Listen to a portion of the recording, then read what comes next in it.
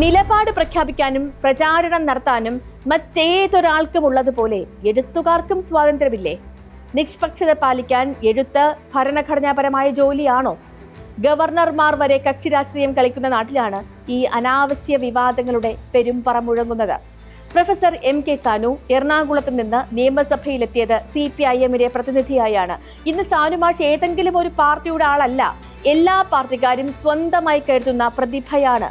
സാനുമാഷ് രചിച്ച പുസ്തകങ്ങൾ എല്ലാവരുടേതുമാണ്.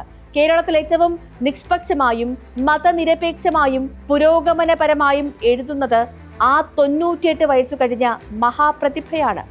Doctor M ലീലാവതിയുടെ മാതാവ് മുണ്ടനാട് നങ്ങയ്യ ഇന്ത്യൻ നാഷണൽ കോൺഗ്രസിന്റെ സമുന്നത നേതാവായിരുന്നു. മാത്രമല്ല തികഞ്ഞ ഇന്ദിരാഗാന്ധി ആരാധികയും. ഡോക്ടർ ലീലാവതിയും ആ അമ്മയുടെ പാത പിന്തുടർന്ന കോൺഗ്രസുകാരി തന്നെയായിരുന്നു.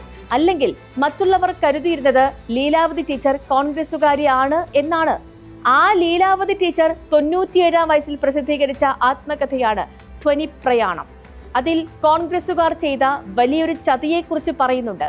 ഗുരുവായൂർ കോട്ടപ്പടി തമ്പുരാൻ പടിക്കൽ അമ്മയുടെ പേരിൽ കോൺഗ്രസ് ഓഫീസ് പണിയാൻ സ്ഥലം ദാനം ചെയ്തതാണ് ലീലാവതി ടീച്ചർ. മിടുക്കരിൽ മിടുക്കരായ കോൺഗ്രസുകാർ അത് അട്ടിമറിച്ചത് എങ്ങനെയാണെന്നാണ് നേതാക്കളുടെ പേരു സഹിതം ഡോക്ടർ ലീലാവതി എഴുതിയിരിക്കുന്നത്. ആ അട്ടിമറി കഴിഞ്ഞും ലീലാവതി ടീച്ചർ കോൺഗ്രസിനെ തള്ളിപ്പറഞ്ഞിട്ടില്ല. അങ്ങനെ ഒരു കോൺഗ്രസ് പാരമ്പര്യം ഉണ്ട് എന്നതുകൊണ്ട് ആ എഴുത്തിന് ഒരു കോട്ടവും സംഭവിച്ചിട്ടില്ല.